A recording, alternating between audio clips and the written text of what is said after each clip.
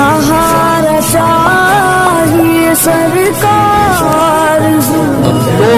लोग इस मामले में बहुत ज्यादा गलती का शिकार है। बस मैं आपसे मुख्तसर वक्त में रुखसत चाहूंगा। लोग बेहया कह दे, मुमकिन है मेरी इस गुफ्तगू को सुनकर, लेकिन वल्लाह बेहयाई की बात नहीं करने चला, बल्कि दिल का दर्द पेश करने चला। कोई बेहया कहे तो लाख कह दे, इसलिए कि शौक नहीं है, मजबूरी कहलवा रही है।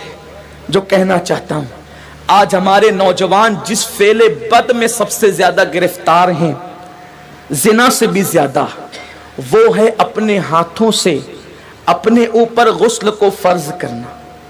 मुझे इससे आसान और इससे बाहया अल्फाज इस गुनाह के हवाले की तशरीह के लिए नहीं मिल पा रहे हैं कि लोग अपने हाथों से, नौजवान हमाम के अंदर बैठकर, बैतुल खला में बैठकर, तन्हाई में बैठकर अपने हाथों से अपनी इस्मत से खेलते हैं और वो अपने हाथों से अपने ऊपर गुस्ल को फर्ज करते हैं। ये क्या है? अल्लाह के रसूल सल्लल्लाहु अलैहि वसल्लम फरमाते कि जो अपने हाथों से अपनी शर्मगाहों से खेल कर अपने ऊपर गुस्ल लाजिम करें, आका फरमाते अल्लाह की, सारे फरिश्तों की और मुझ मोहम्मद की उस पे लानत हो।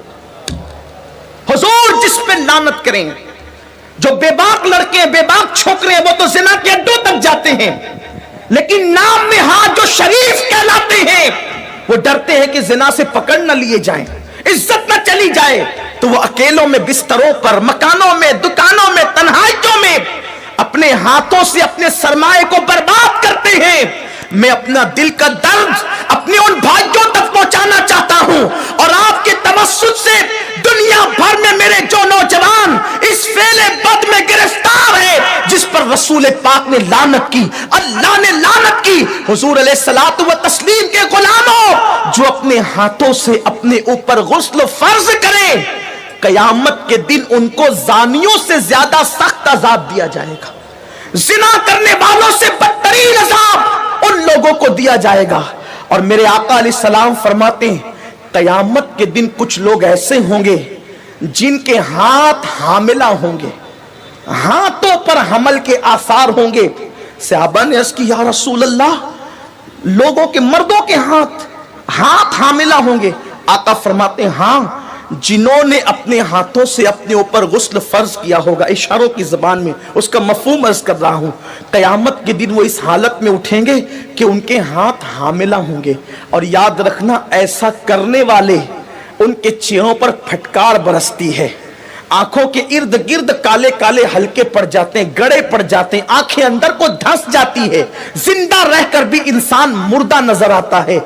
और अगर 1 महीने तक ये फेले बद कर लिया, सारी जिंदगी उसकी आदत पड़ जाती है। एक वक्त तो वो आता है कि इंसान शादी के काबिल नहीं रह जाता। जब माँ बाप शादी का प्लान पेश करते हैं, इधर मुंह छुपा रहा है, उधर मुंह छुपा रहा है, गोया कि अपनी जिंदगी को तबाह कर चुका है, बर्बाद कर चुका है। सुन्नी दावत इस्लामी के इज्तिमा में आने वालों, वक्त के इख्तिसार को मलहूज रखते हुए बस इतना पैगाम आपको दे दूं, अगर आज से पहले किसी ने अपने हाथों अपने ऊपर गुस्ल फर्ज करके हुजूर की लानत मोल ली है, अल्लाह उसके रसूल की लानत का वो शिकार हुआ है, अल्लाह अकबर, तो वो आज इस सुन्नी इज्तिमा में सच्ची तौबा करे।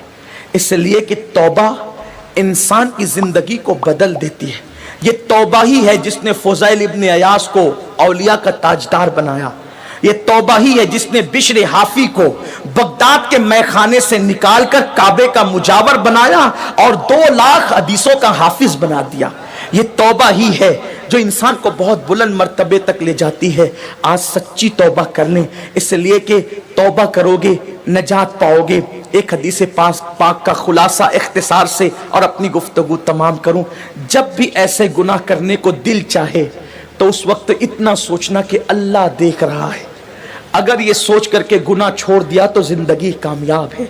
मेरे आका अलैहिस्सलाम ने इस हदीस को, अब्दुल्ला इब्न उमर कहते हैं, मेरा बचपना था, कमोबेश 7 मरतबा मैंने हुजूर से यह हदीस सुनी है। आका फरमाते हैं, किफ्ल नाम का बनी इसराइल में एक शख्स था, एक जवान था, गुनाह करना उसकी आदत थी। एक मरतबा ایک لڑکی کو پیسوں کی ضرورت تھی, محلے میں کسی نے نہیں دیا, سینکڑوں کی ضرورت تھی, اس نے ہزاروں دے دیے.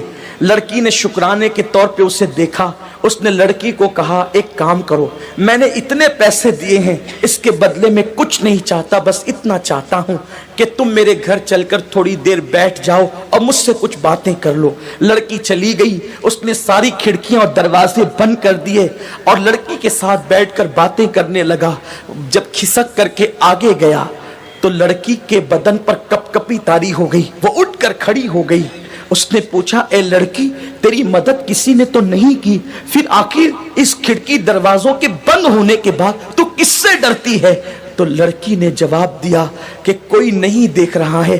کفل تو نے 1000 بار ایسے کام کیے ہوں گے, لیکن آج سے پہلے میں نے ایسے کوئی کام نہیں کیا. مجھے ڈر لگتا ہے اگر قیامت میں میرا اللہ مجھ سے پوچھے گا تو نے یہ گناہ کیوں کیا, تو میں رب کی بارگاہ میں جواب دینے کی طاقت کہاں سے لاؤں گی؟ میں اللہ کو جواب نہیں دے سکتی, اس لیے میں ڈر رہی ہوں, وہ مجھے دیکھ رہا ہے. کفل نے کہا اگر وہ دیکھ رہا ہے تو یہاں سے چلی جا. لڑکی چلی گئی. ادھر لڑکی گھر سے باہر نکلی, ادھر موت کا فرشتہ گھر میں داخل ہوا, کفل کی روح نکالی. اللہ اکبر. یعنی اگر کفل گناہ سے نہ بچتا تو کس حالت میں اس کو موت آتی, ذرا سوچیں.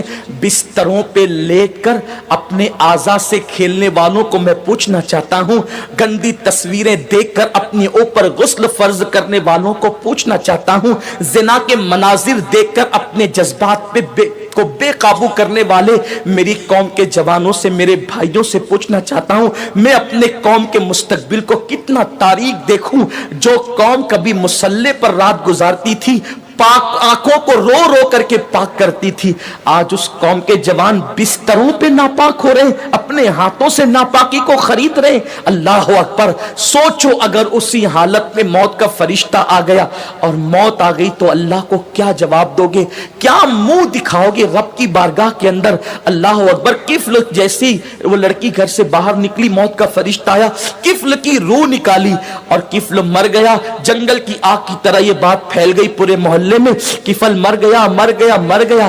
کچھ عابدان اور زاہدان نے خشک نے باتیں کی, اتنا پاپی تھا, پتہ نہیں اس کا منہ کیسا ہو گیا ہوگا. ایسے میں کسی نے کہا کچھ بھی تھا لیکن کلمہ پڑھنے والا تھا, اس کی میت میں جانا تو پڑے گا.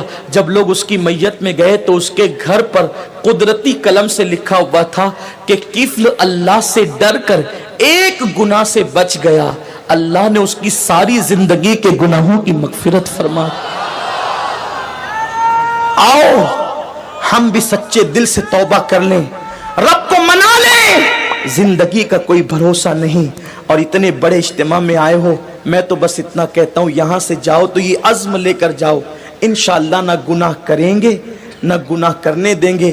اپنے علاقوں میں جا کر سنی دعوت اسلامی کی شاخیں قائم کریں گے, برکات شریعت کا درس دیں گے, اجتماعات کریں گے تاکہ ہمارے نوجوان گناہوں سے بچ سکے. ممکن ہے اپنی فغاں سے چند لوگ ہی بچ جائیں تو یہی اپنے لیے نجات کو کافی ہے.